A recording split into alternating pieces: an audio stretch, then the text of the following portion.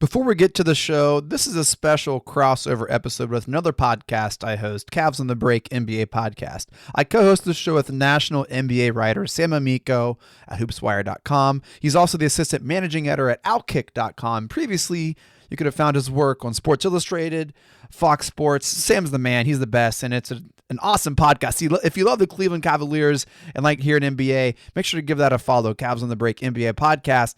But I recorded a special episode with Tate Frazier. Tate hosts the #1 college basketball podcast in the world, Titus and Tate, and he previously worked for The Ringer as Bill Simmons' producer. Tate was incredibly kind, and we had a ton of fun talking about the Cavs and the upcoming NBA draft, and I wanted to post this episode here as well because, well, I love the Cavs, and I love the NBA, and I wanted to get this episode out to as many people as possible. Over on Cavs on the Break feed, we're going to be doing a live NBA draft show on Zoom, so if you want to watch the show with me and a few other hosts and analysts, we'd love to have you join us. That's Thursday, July 29th. Look for the link on Twitter. But Tate and I also touch on Ben Simmons rumors and break down the top prospects in the draft. Again, he was the best. I think you're really going to enjoy this show, especially if you love the NBA. Also, I have to mention our newest show on the Press Play Podcast Network, Sable Brothers on the Baseline with John Sable and Scott Sable. John is a sports anchor in Tampa Bay, Florida, and his brother Scott is a meteorologist for WJW Fox News Channel 8 in Cleveland. Sable Brothers on the Baseline will look at Cleveland sports from a historical perspective, talking about favorite memories, special callbacks, and even bringing in some special guests to relive some of these special moments. The show launches July 29th, and their first guest is Cavs legend and NBA Hall of Famer Mark Price.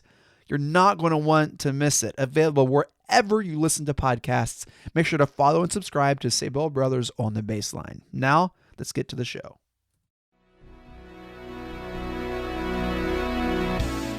Iguodala to Curry, back to Iguodala, up for the layup. Oh, blocked by James. It's over. It's over. Cleveland is a city of champions once again. The Cavaliers are NBA champions. That sound means it's time for Cavs on the Break NBA podcast, part of the Press Play Podcast Network. I'm your host, Chase Smith, and with me today, a very special guest, host of the Titus and Tate Show, the leading college basketball podcast on the planet. Some people call him the Michael Corleone of podcasting. Anyone ever call you that, Tate?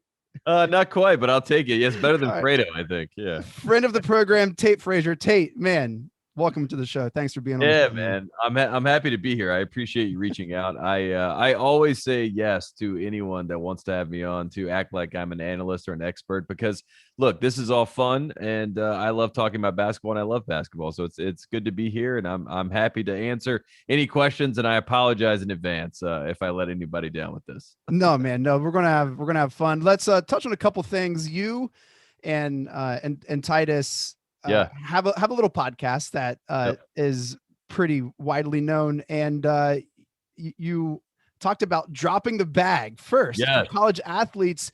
Tate, last week, is it the ruling that will change college sports forever, or how will it change? Let's talk about that a few moments. Yeah. The NIL, for the people at home that did not see this, name, image, likeness. This is what, the O'Bannon brothers, Ed O'Bannon specifically, was fighting over when NCAA basketball was being made. And he watched himself on the screen and said, wait a second, that's me. And I am making no money from that. And I think the full circle moment for everybody is that they realize when you signed your LOI, your letter of intent, that you actually signed over your NIL rights to that school. They own you, they own your image, they own your likeness, and they're going to, profit off of it. And they've done that for years upon years upon years. And Jay Billis has yelled, about these things. It's wrong is his catchphrase. We always joke about that on Titus and Tate.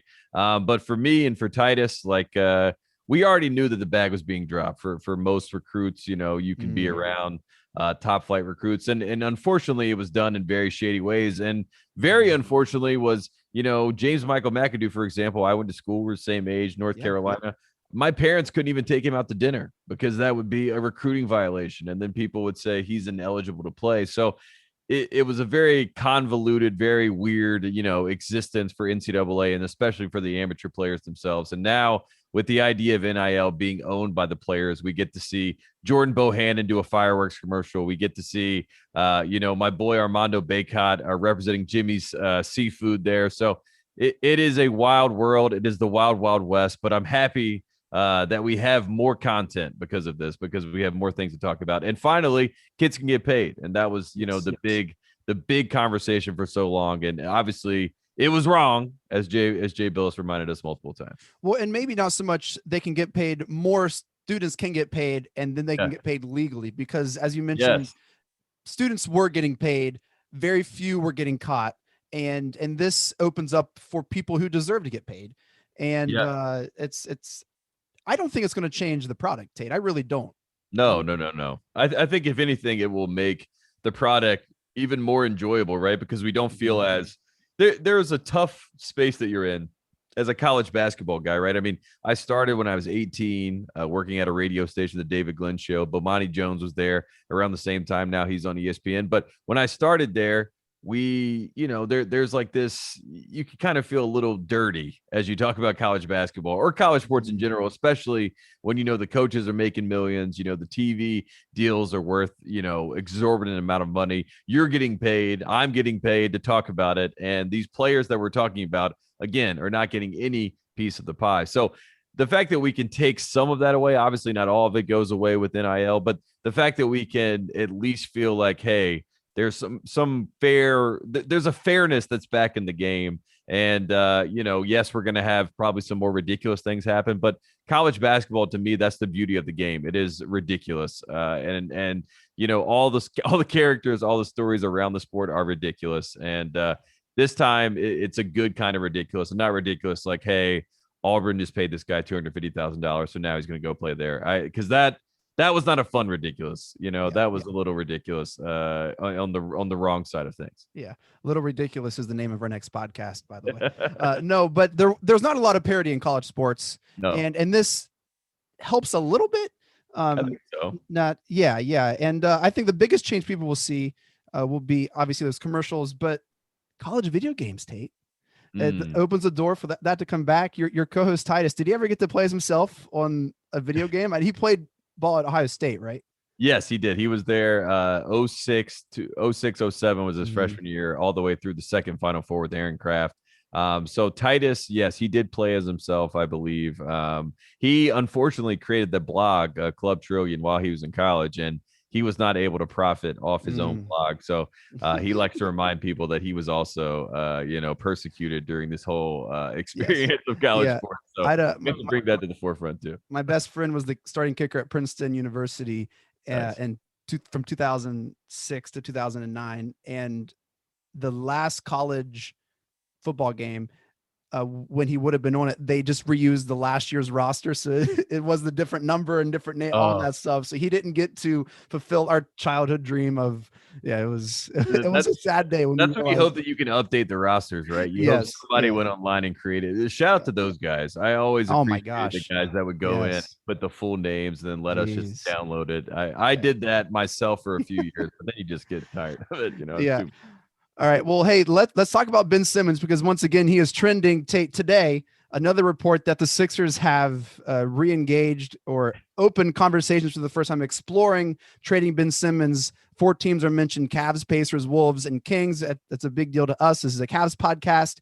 Tate, should all the teams be listed in that report, or do you think those teams make sense?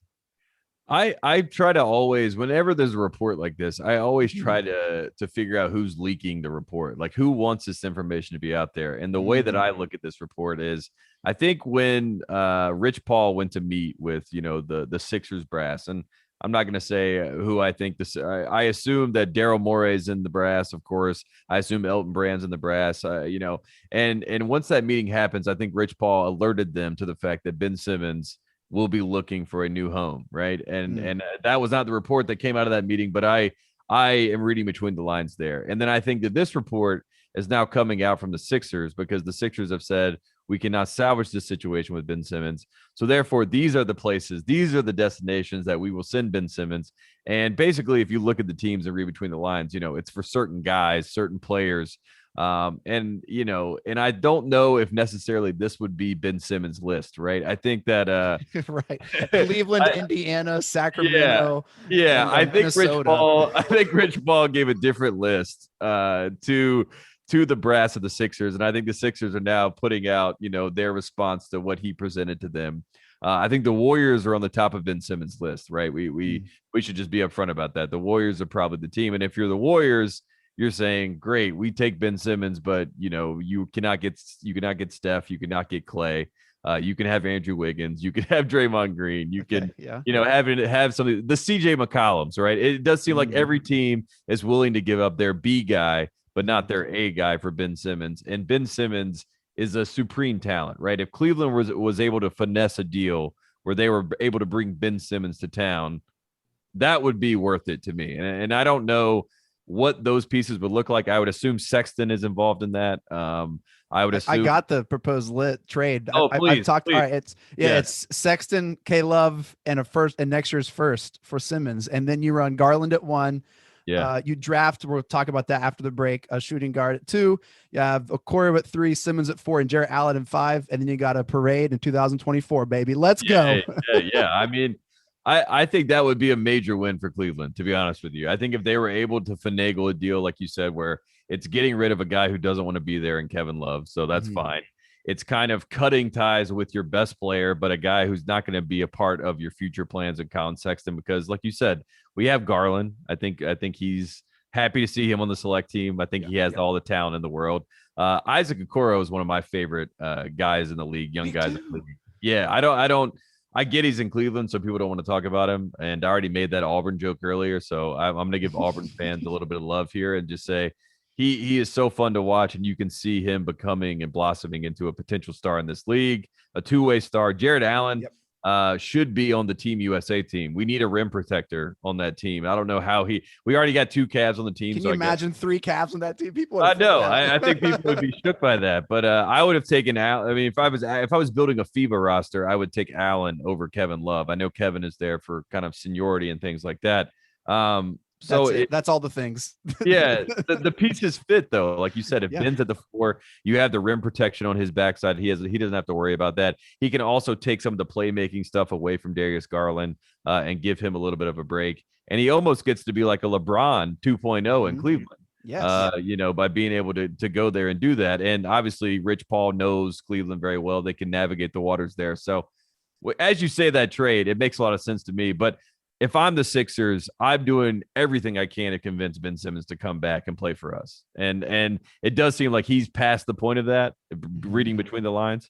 But I hope for Cleveland's sake they can pull that off, because that would be huge. Kobe Altman's still the GM, right? Kobe. Yes. Yeah. Kobe can pull that off, I think. Kobe's not afraid to go in there and mix it up with Rich Paul. Nope, he's not. And it's interesting. These rumors happened last year in the playoffs. These aren't new rumors. This isn't like it's just this one series and this was it. This has been brewing so much that last year during COVID, Sam and I did a whole episode about a Ben Simmons trade. That's all we talked about. It wasn't even a thing. We were so excited last year that this could work, because we've been in the lottery for, it feels like every year LeBron's not here.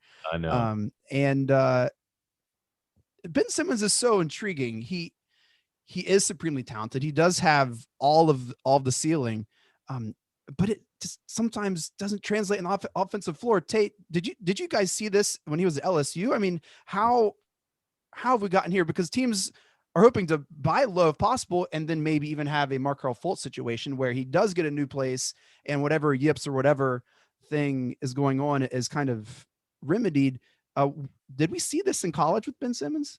I think if you judge Ben Simmons from LSU, then that's not fair to anybody. It's not fair to Ben. It's not fair to yourself. It's not fair to Johnny Jones. It's not fair to, anybody on that bench, because I think Ben mailed it in when he went there. One thing you can't measure is a man's heart. And I have seen, I'm watching currently in the NBA Finals, a man who cannot shoot the basketball put up 60-point efforts. I mean, they translate to 40-point actual results in Giannis Antetokounmpo, but the energy that he's putting up is 60-point efforts. Like if he can put all the pieces, the man has no footwork yet. He has no real jump shot yet, but he's putting up efforts that, that are greatness, right? And I think Ben Simmons has the talent to do something like that. I seriously do. Now, I cannot measure a man's heart, and I have seen Ben click into that mode and show a lot of heart multiple times. And I've also seen Ben on big stages cower in the moment and have, the mental aspect of the game kind of wear him down a little bit. But I think that new scenery always can be a good thing for people. Ben obviously came in with a lot of expectations. Ben came into a situation where everyone says process, process, process. We don't want it to work as far as the powers that be. So I would love to see him get a fresh start. I personally wanted him to play with Australia. I don't know why he decided to back out of that. The only way you get better is to play games. I don't care what anybody says. I mean, you can obviously work on your shots. You can work on your footwork. You can work on your fundamentals. That is important, of course. But to actually get better and to get to that championship level, you need to play basketball. And I wanted Ben to do that. But obviously he decided against that. That's water under the bridge. We're past that point. But I think he needs a change of scenery. I think he and Joel have tried, and they really have tried. I have to give them credit. They have really tried to make it work, but it doesn't work. And Ben in Cleveland, where he's the guy and people love him. That's the thing. Philly fans, I mean, you know what? It's a certain type of love. It's we love you when you win. We hate you when you don't. And I think Ben needs to be suffocated with love. You know, that's the best way that I can put it. And Cleveland fans deserve to have a star again, because, you know, LeBron James, I love LeBron James, you know, but man, he ripped your hearts out twice. And Ben Simmons would be a nice kind of reprieve for that whole situation. You know, LeBron bringing the title, I think, changes everyone's. Yeah. So it had to. And the way that in against a 73 win team, I mean, look, it's going to be something that we all remember. If you watch basketball, you're going to remember that whole run. And there's no way that happens without LeBron James. And that I mentioned Giannis's heart. Hey, don't forget J.R. Smith back there. I got a fat head, man. That's my guy also. I love J.R. Smith. North Carolina commit before he went straight to the NBA. But LeBron James's heart in that series for Cleveland, like you cannot measure that, right? And that is what he did in that series. So like I said, you can never say a bad thing about him, but it would be nice if he was able to get a guy signed to his agency to come there and be a star. I think that'd be fun for everybody. Yep. So you mentioned you hope he goes back to the Sixers. You would like to see that. You don't think it's going to happen. It's look into your crystal ball, Tate. What's going to happen with Ben Simmons? What is the outcome here? I think based on the teams that the Sixers said they would trade him to, Rich Paul, I mean, I think he's kind of in a what's the best situation for Ben? I think Minnesota might be the team that he actually says is the best because of Anthony Edwards, a very likable player, also a clutch sports guy. So I could see Minnesota for D'Angelo Russell type deal. You know, I don't know who else has to fit in that deal, but D'Angelo Russell is obviously a lead guard and could fit in Philly, and I could see those pieces working. But I also don't see Daryl Morey doing that trade, to be honest with you. I don't think he has enough. I think the trade that the Sixers want is De'Aaron Fox, right? That's why the Kings are on the list. But I don't think there's any way Rich Paul is agreeing to send Ben Simmons to Sacramento, because as much as Ben Simmons obviously wants to be in California or New York, you know, I don't see that happening. The other trade that I see is not on their list that I personally want to happen, and Sixers fans probably don't like it, but I love Kyle Lowry for Ben Simmons straight up. I really do. The contracts match. Kyle's on an expiring deal, so you basically get Kyle for 1 year for that $30 million, and then he's done, and then you reevaluate, you know, what that situation looks like. He's a Philly kid, obviously a Villanova guy, and if he went back there, they have an actual point guard. And if they have a lead guard with Joel Embiid's talent, with Tobias Harris that can put him in positions to help him succeed, I think that would be really, really good. It'd be great for Doc Rivers too, a point guard himself and a guy who needs kind of a leader on the court. So Ben Simmons for Kyle Lowry is what I'd want. I think Ben would love Toronto. I really do. And I think Toronto fans would love Ben Simmons. I don't know how him and Siakam would work, but it may work. And so those are kind of that's my full scope of the Ben Simmons world. But what you said about Cleveland, I'm intrigued. I haven't really thought much about Cleveland because I always thought it was Sexton for Ben, and I didn't really see Sexton being a sexy pickup for them. But if it's Kevin Love and Sexton, and like you said, a first round pick, now I'm thinking about it. Yeah, we've been thinking about it for a season and a half, Tate. It's all right. We got you, man. Hey, well, you got me thinking with the Raptors. They're in the lottery at 4, which I think Lowry's age, if I'm the Sixers, would concern me. But if they sweeten the pot with that 4th pick, well, hey, let's take a break. We're going to talk about the lottery here in a bit, some prospects and maybe what that looks like. Stick around. Tate Frazier will be right back.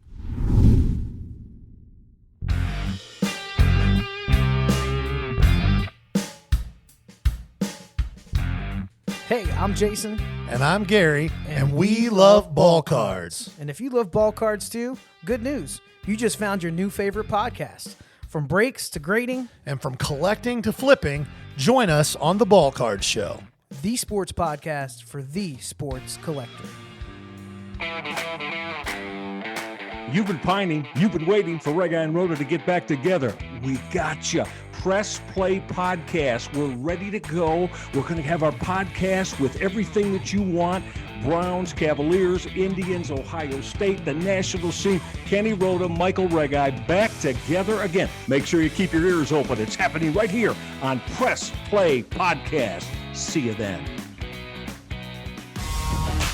For the Dennis Maniloff Show, I'll tap into my 40-plus years of following Cleveland sports and 30-plus years of writing and talking about them, so as to bring you informed opinions and analysis of your favorite players and teams.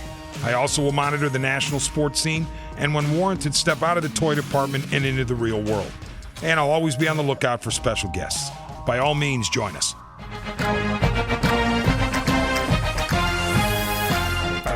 Hey, it's Tito, host of the Premier Fantasy Podcast. Get all the news and analysis you need to dominate your fantasy league. I've been doing this as long as anybody in the business. I can help give you the edge in your leagues. It's the Premier Fantasy Podcast, part of the Press Play Podcast Network. Hey there, this is Brent Spillin, co-host of a Swingin' a Tribe MLB podcast. Listen, we're just a couple of fans who love to talk everything Cleveland Indians baseball. If you're a fan like us, then this is the podcast for you. Go Tribe. Hello, Brooks here with the Books with Brooks monthly book club podcast. We read one book a month and then we talk about it. Books like Stephen King's The Shining or Where the Crawdads Sing by Delia Owens. If you're on the hunt for book recommendations and enjoy sparkling conversation, come read along with us and then listen in. Hello, this is Don Mike Mendoza, the host of the Producing While Asian podcast. Join us to listen in on conversations with everyone who identify from producers to non-producers who all are part of the AAPI community. There's all that and more on the Producing While Asian podcast here on the Press Play Podcast Network.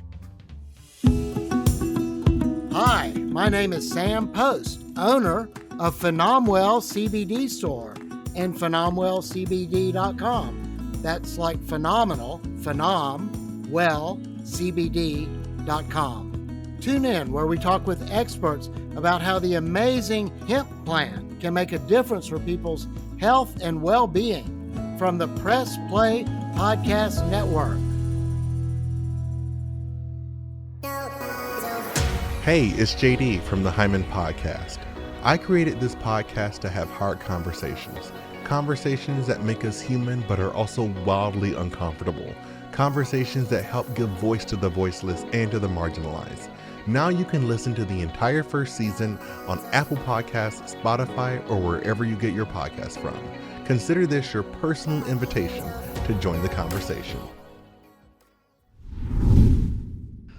All right, back with Tate. Hey, we were talking about Ben Simmons and what that looks like, which led us naturally to talk about the draft. Tate, let's look at a couple prospects. The Cavs are sitting pretty at 3. Yeah. The whole world in front of them. We saw last week, the Pistons entertaining maybe a conversation what that looks like. Let's start here. Tate, if you're the Cavs and you're looking at a board, Pistons 1, Rockets 2, you're 3, and Cunningham, Mobley, Green, Suggs, really Cunningham, Mobley, Green, probably the realistic options there. If you are the GM, Tate Frazier of the Cavs, what are you wanting to happen? What would you push for and make moves to do? What are you doing? Yeah. My first and foremost, Cavs fans, my favorite pick, and obviously I'm a Michael Jordan guy, North Carolina guy. My favorite pick in the draft is number 3. I hate number 1. I despise number 2 because you're basically getting what they didn't want at number 1. Yeah. But I love number 3 because it's kind of like it's a number 1 pick, right? It's really your guy who you think is the best of the rest, so to speak. And a lot of times teams think that guy they get at 3 was their number 1 guy. And if I'm the Cleveland Cavaliers, my number 1 guy on the board, and this is a controversial opinion, but I'm biased towards the bigs. My number 1 pick in this draft is Evan Mobley. And I know that Cade Cunningham is a supreme talent. I love Jalen Suggs. I really do. Suggs would be someone that I am, I'm intrigued by. And Suggs going 3 could be really interesting too, because I mean that would kind of fall into his storyline. But Evan Mobley would be my number 1 pick if I were the Pistons. I don't think I take him because I have Isaiah Stewart. I have a front court, so I understand they're going to go for a guard. And Cade Cunningham is kind of perfect for them when you talk about getting a star straight to Detroit. So let that happen. I think at 2, you hope that Green goes, Jalen Green. I like Jalen Green. I mean, I'm a college basketball guy, so I didn't watch him as much. I will say I didn't watch the Ignite team as much. But let him go to the Rockets. That's fine by us. And then 3, we take Evan Mobley. We have the best big in the draft. We have seen in these playoffs that having DeAndre Ayton on the floor is huge. It leads you to potentially a championship having a guy like that. Nikola Jokic is the MVP. Joel Embiid can't be stopped. Giannis Antetokounmpo is playing the 5. So we need a 5-man, right? We need a legit big if we're going to actually contend. I love Jared Allen. As I said, I would have put him on the FIBA team. But if you get Evan Mobley, you get him to learn under Jared Allen, and now you have a trade piece in Allen. I could see that being a good fit for Cleveland, where we have an actual franchise changing type player. But in my basketball mind, I would love to see Evan Mobley go to Houston because you have Akeem Olajuwon, you have Ralph Sampson. Just makes it just makes sense that a big go to Houston. You know what I mean? So for Cleveland, though, I think fingers crossed that you get either Jalen Suggs or Evan Mobley. So Tate Frazier, GM of Cavs, is hoping. Are you trading up? Do you believe in Mobley enough? I do to not trade believe up? in trading up. No, I let unless they say, hey, unless you hear and you love Mobley and you're like he's going to go 1, I would trade up for Mobley, but I would not trade up for a guard. I mean, we've already seen that happen, right? We saw it happen with the Sixers when they trade up for Markelle Fultz, and then Tatum is right there, and the Boston Celtics fans get to say they fleeced you, and then they put a lot of pressure on your number 1 pick. You just stay away from that and let Detroit have the pressure of having the number 1 pick. So I'd say stay where you are. 3 is always better. That's how I feel. Does trading down with the Magic to get 5 and 8, does that interest you? That's you have intriguing. Jonathan Kuminga there at 5. I mean, does that tickle your fancy there, man? Yeah, that intrigues me, but I don't really like that window in the draft. I especially don't like who's projected to go there. I love Davion Mitchell, but I thought Davion is 16 Terry Rozier where he should be in reality, but now he's up as high as 7. And I think it's because we don't really know who's going to be the guy. Scotty Barnes, right, from Florida State. I'm intrigued by Scotty Barnes, but if I could get Evan Mobley at 3, then I would take Evan Mobley over Kuminga and Scotty Barnes, or something like that. Whatever that little duo is, the Keon Johnson, I find him fascinating, but I would rather have Evan Mobley. I'd rather have Jalen Suggs. So I think top 3 is really the 3, and maybe Green's in there, so maybe it's 4. But once you get to 5, it's like that's where the drop off is for me, right after those 4. So it sounds like Mobley is 1 on your big board, or Mobley's 1 on my big board, and then number 2 is Cade Cunningham, and number 3 is Jalen Suggs. So like on my big board, if I'm the Cavs, I am happy because I'm saying to myself, man, I wish we could have got Mobley, but it's okay because we have Allen, and we're going to get a legit guard. We're going to get Jalen Suggs here, and we're going to have a real point guard. Dude, I love Jalen Suggs. And can you imagine the mayhem in Cleveland if we don't move Sexton and we have Garland and then we draft Jalen Suggs? I love it. I mean, what's the problem? We have a ton of great guards, and now people are looking at Cleveland like, hey, man, we want to steal one of those guards from Cleveland. And I think it puts Sexton in a position where he's probably, going to go out there and play really hard to make people know his value so he can get himself traded like Terry Rozier did with the Celtics. You know what I mean? And that might be fun. Tate, do you believe in player comps, like saying this player is like this player? I laugh at them, right? I mean, I think that the rise of the NBA draft guide is high comedy to me because, one, every player is unique at some level, right? I mean, there's no Giannis Antetokounmpo, there is no Shaq, there is only one Kobe, there's only one Jordan, there's only one LeBron. I mean, we can say they have shades of, that's our favorite term, but people say shades of a certain player. And of course, Devin Booker has shades of Kobe Bryant, but he is not Kobe Bryant. He is Devin Booker. Poor man's whatever. Yeah, I like shades of, but yes, I can't really, I'm trying to think of comps of guys. I can somewhat piece them together a lot of the time, but I don't like to box guys in either because, if you ask me Duncan Robinson's comp, I probably would have said some ridiculous people, and now he's playing in the NBA Finals. So, Right. Yeah. So I think that's helpful for people who don't follow college basketball. Yeah. And last year I said Okoro is like, I said on the night that we drafted him, I was like, he reminds me of a Kawhi Leonard, just raw kind of guy out of college, but just at you on get after you on defense. People laughed, and then a week later we saw it on ESPN, and I was like, ha! Absolutely. So Tate, I know you don't like to, but maybe these first four guys, if we could talk about just shades of players, Cade Cunningham is a shade of who? Who would you say he's a shade of? Whew, man, I honestly like that. Cade is an interesting because Cade is listed at 6'8", right? Mm-hmm. But I think he's like 6'6", 6'7". So I mean he's a big guard. So I mean I honestly don't even really have an answer for Cade Cunningham, to be honest with you. When I think about who would be his player comp, because he's so, I love his competitiveness. I love his heart. I don't necessarily love his game all the time, if that makes any sense. It's hard to explain. Like Cade has a very, he's very uniquely himself, and I could see him being able to control a game. He has great mentors around him. You know, he has Larry Brown working with him, which I love Coach Brown, and I think that Texas, kind of Arlington area that he's from, there's a bunch of good basketball minds around him. So he'll figure it out. But do you have one?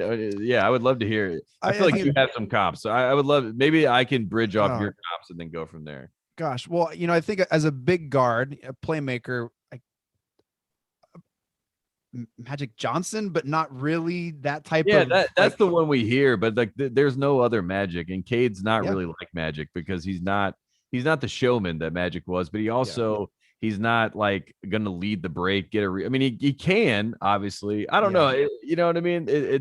There are shades of Magic Johnson for sure, but I don't see him being that type of guy. I don't know how to explain it any other way.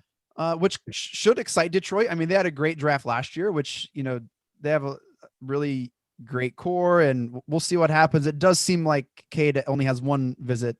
He's only taking one team. And so he's pretty confident he's going to go to Detroit. That seems to be the national discourse.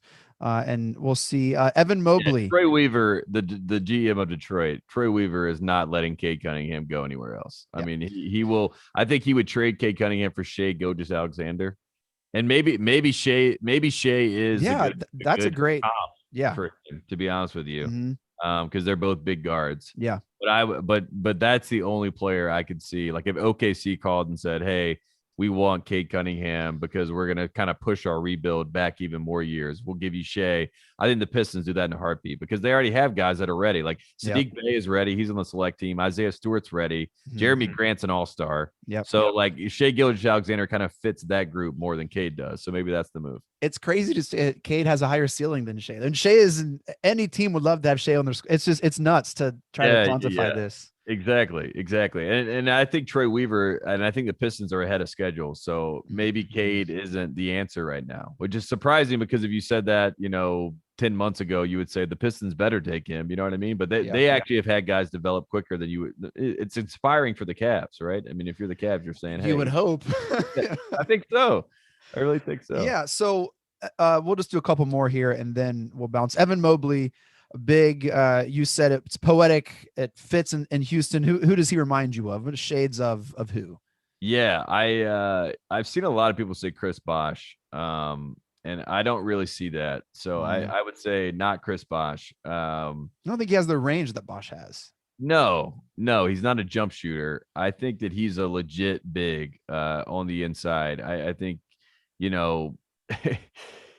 it's Christian Wood is a guy, right, that's playing in Houston that might be a good mentor for him. I in my mind think of Evan Mobley as going number 2 to the Rockets, so I would love to see him go play with Christian Wood and have those two bigs there, and maybe he learned some things, doesn't have to necessarily be the guy from day one, but he's a legit big that you want to have in this NBA, this modern NBA, that I think eventually his game will stretch out.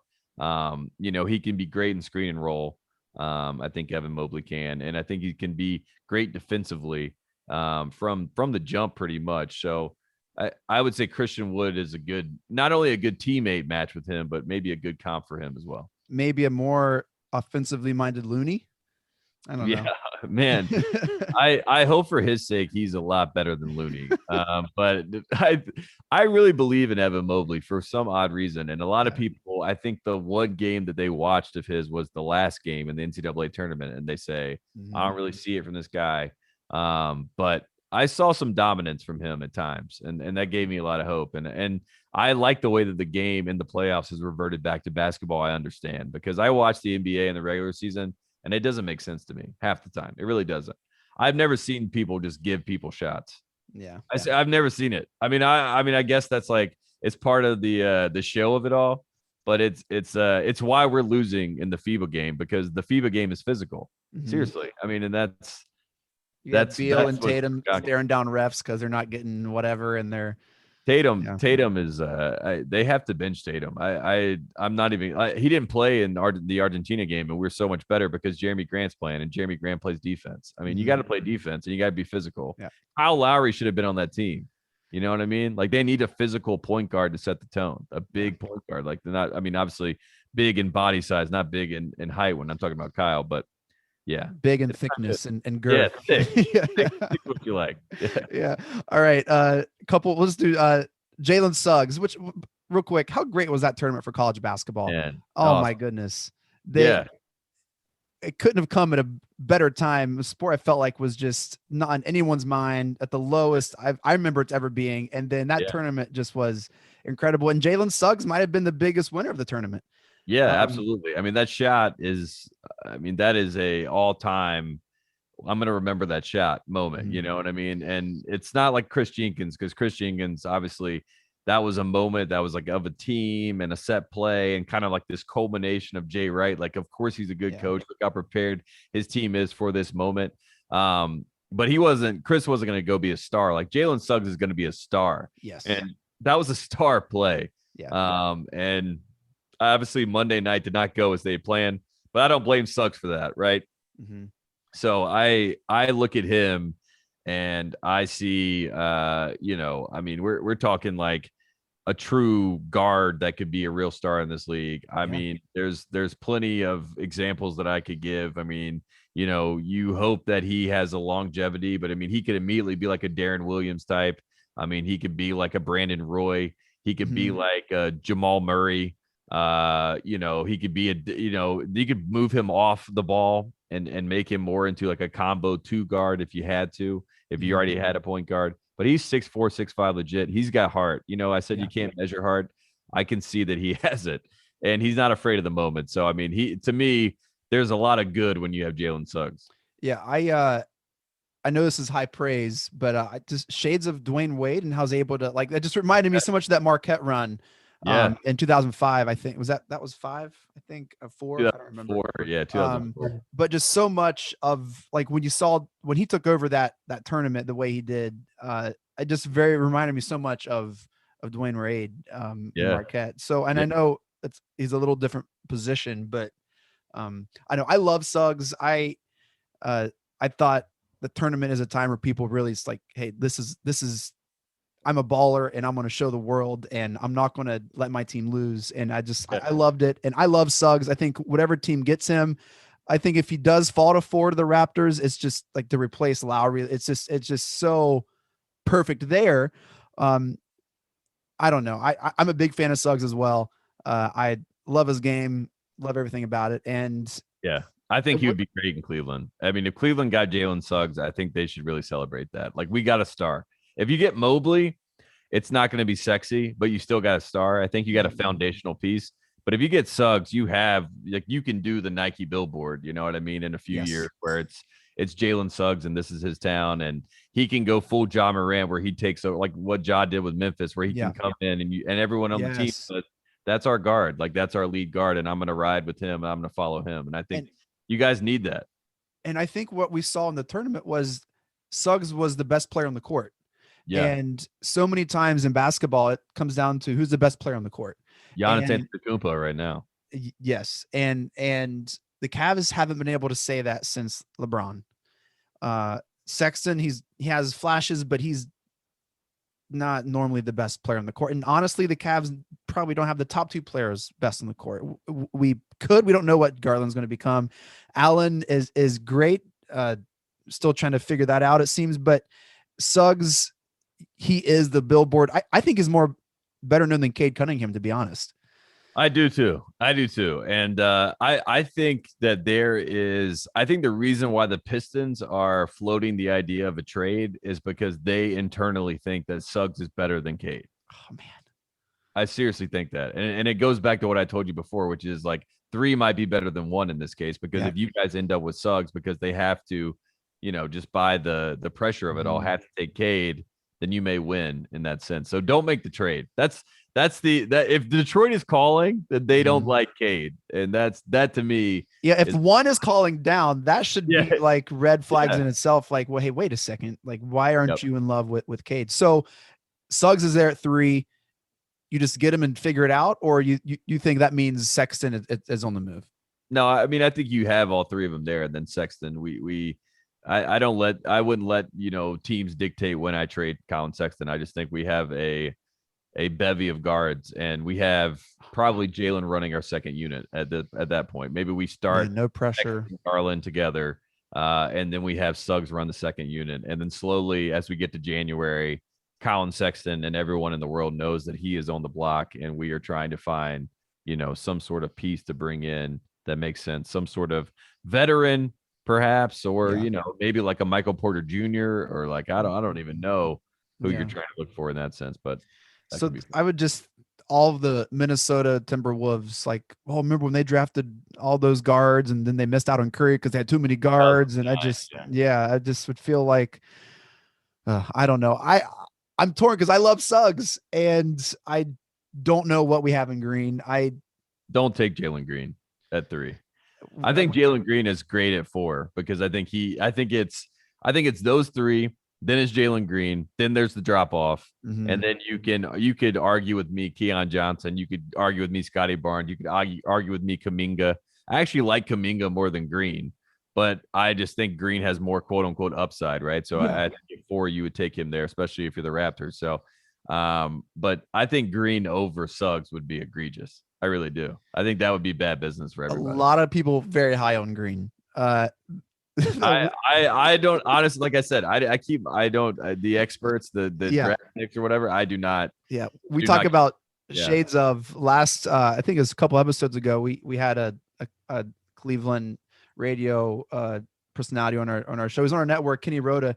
He said shades of Kobe, just that he's able to kind of create his shot and how he carries himself. And he's talking about Jalen Green. Yeah. Okay. Well, so Jalen Green might be like Zach LaVine. I don't think he's. I can't measure a man's heart, as I said before. But the Kobe Bryant, we could see what Kobe was going to be. Right. So I hope Jalen Green could be that, but I don't see it. No. I haven't watched a lot of Jalen Green either. I heard that. I was like, well, man, do I need to rethink Jalen Green? Like, what the heck? People just don't throw that out there. Like, I don't know. So either way, the Cavs need to figure some things out because they're going to have a choice to make here in the next couple of weeks, Tate. And we'll see what happens, man. I don't know. I'm really excited. So is the idea that Jalen Green plays the 2, I guess? Yes. Okay. Yeah, I mean, so I guess that makes sense, but more of a pure 2 than what we have, and it would clear up Garland's role, and then we would be able to move on. They're ready to move on from Sexton, which is a shame. I saw a stat side by side with CJ McCollum, and they're almost identically the same. And it's hard to think that way because our team's been so bad, and he's had to do so much, but he plays so. I would love Suggs and Sexton as a backcourt. I think that's scary. I think if you're the other team, you're a little intimidated by the fact that you have 2 guys that are willing to pick you up 94 feet. Yeah. Legit. Yeah. Like, I mean, that's not fun for anybody if you have to go play Cleveland. And then Okoro and Allen. Oh, now you're talking into it. Now you got these guys on the back end. I mean, they'll swat everything. That to me, I mean, I'm sure Jalen Green fits in a more, like, if we're just doing this on paper, we're saying he's a 6'4", 6'5". He looks like he could be Bradley Beal or one of these other two guard stars in the league. But I would if I was the GM, there's no way I would do that. No. Well, I could not do that in good faith. But Jalen Suggs on the board, I've seen too much. Yeah. Yep. And maybe this is Jalen Green. I know he argued this. He was like, I should have played college basketball. And I am a college basketball number one guy. So I've obviously been blinded by the Jalen Suggs light, but I don't know how you pass on him. Yeah. I really don't. Tate, what are you guys doing for the draft? Anything special?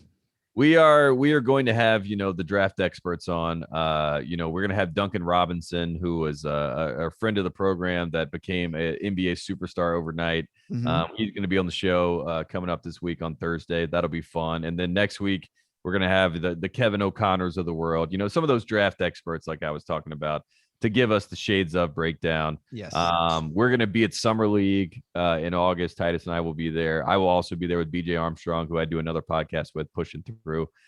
So I will be in Summer League for that whole week, trying to see what these guys look like in person, because that's the most fun for me. I love to see guys in that transition because, as I said at the top of the show, FIBA is different than college. College is different than NBA. So it's hard to project guys, but Summer League does that. And because of the extended playoffs, the NBA never really sleeps now, because we got draft and then it's right into Summer League, and it's pretty great, man. Basketball all the time, which is pretty cool. Yeah, they were trying to be a 12-month sport. My old boss, Bill Simmons, always made that joke, and I always heard of laughed at him. Yeah, exactly. I always laughed at him, and I was like, "There's no way that'll ever be that." But I do think the NBA has gotten there in some sense, especially with the coverage that they've been able to drum up. But I'm excited for college basketball, man. Johnny Juzang coming back, Villanova, kind of getting all the cards set for them to make a run.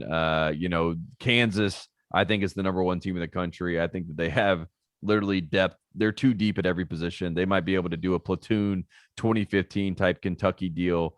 Kentucky, speaking of, they're going to be great. North Carolina, my alma mater, they have gotten a lot of guys in the transfer. I mean, that's the thing. Free agency now exists in college basketball, so it is a lot of fun. You mentioned the game, won't look much different.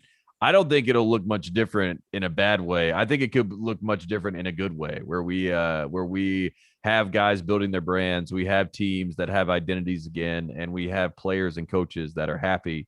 And they don't, feel like one side's getting slighted. So that'll be fun. Well, another good thing going for college basketball is students in the stands. There's nothing like college basketball on ESPN, man. Just seeing everyone jumping, and it's going to be great. Tate, you've been great. Thank you so much for coming on the show, man. Really appreciate it. Yeah, of course. Go Cavs. I hope you guys get Jalen Suggs or Evan Mobley. Just have you ever Green. talked about the Cavs this much before? Honestly, I've always been intrigued by the Cavs, because DeJuan Wagner was one of my favorite players. That was like when DeJuan Wagner got picked, I was like, man, I bought his jersey. I was like, I was 1 year ahead of the plan, right? Like, so I think that, Colin Sexton, if he wants to, here's your shades of Colin Sexton might be DeJuan Wagner, and you might be bringing in your next LeBron James, which is Jalen Suggs. So that could be. That could be nice. I'm going to go take a cold shower. Tate, thank you so much, man. That does it for this episode of Caps on the Break NBA podcast. Thank you so much for downloading and listening. Shouts to the Press Play Podcast Network for making this possible. Shouts to Tate Frazier. Tate, you're the man. Thanks for everything. And we'll catch you guys draft night. We're trying to do a live Zoom, get you guys going, get some guys on the network on the show. It's going to be fun. Mike Breen, take us out. Congratulations, Cleveland. Your decades-long wait is finally over. The Cavaliers are NBA champions.